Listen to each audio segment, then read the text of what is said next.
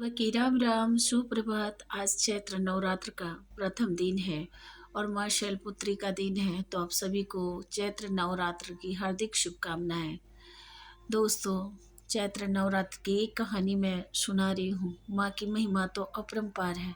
किसी गांव में एक ब्राह्मण रहता था जो बहुत ही विद्वान था और बहुत ही होनहार था। उसकी शादी एक अच्छी सुशील लड़की से हुई और उसकी एक बेटी भी हुई जो बहुत ही सुंदर थी और अपने पिता की तरह ही बहुत रूपवान होने के साथ साथ विद्वान भी थी। और जब भी वो ब्राह्मण पूजा करने बैठता था तो बेटी भी उसके पास ही बैठकर माता दुर्गा की पूजा देखती थी, आरती देखती थी। धीरे धीरे बचपन से वो पिता को देखती थी कि उसके पिता कैसे पूजा करते हैं, आरती करते हैं। वो भी माँ की भक्ति में लीन होती गई। एक दिन की बात है, उस लड़की की सहेली उसे खेलने के लिए बुलाने आई और बच्चे का स्वभाव तो जानते ही हैं, वो अपनी सहेली के साथ खेलने चली गई।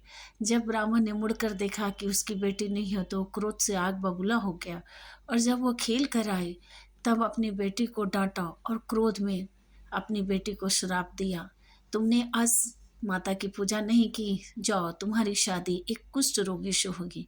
यह सुनकर बेटी बहुत रोने लगी। ब्राह्मण को भी अपनी बात पे पछतावा हुआ। कहते हैं ना, क्रोध में इंसान क्या से क्या कर देता। वो भी सोचा कि अरे मैंने कौन सा पाप कर दिया है, लेकिन होने को कोई नहीं टाल सकता है। धीरे धीरे वो लड़की बड़ी हो गई और सही में कहते हैं कि मुंह से निकली कोई भी वाणी व्यर्थ नहीं जाती है, इसलिए सोच कर बोलना चाहिए।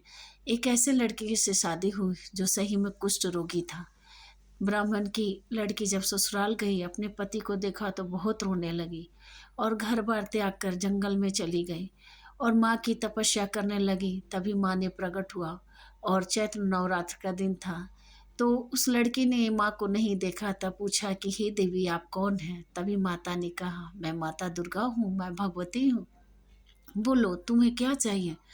तो उस लड़की ने कहा कि माता, जाने अनजाने मेरे पिता ने श्राप दिया जिस कारण मेरा पति कुष्ठ रोगी है। तब माता ने कहा, कोई बात नहीं पुत्री, पिछले जन्म में तुम्हारे बहुत पुण्य कर्म है। तो लड़की ने कहा, कैसे माता? तो पिछले जन्म में तुम भील की पत्नी थी और एक दुष्ट राजा ने तुम्हारे पति और तुमको एक जेल में बंद कर दिया था। संजोग से उस समय नवरात्र का दिन था और 9 दिनों तक उस राजा ने तुम दोनों को कुछ खाने के लिए नहीं दिया। इस कारण तुम्हारी नवरात्र का व्रत भी होते गए और मैं बहुत खुश हो गई और पिछले जन्म का जो भी कर्म है, जो भी पुण्य है, उसका फल मैं तुम्हें देती हूँ, बोलो। तो पुत्री ने कहा, ब्राह्मण की पुत्री ने कहा, हे माँ, मुझे वरदान दो कि सदा सुहागन रहूं और मेरे कुष्ठ पति जो है बहुत अच्छे हो जाए। तब माता ने कहा, तथास्तु।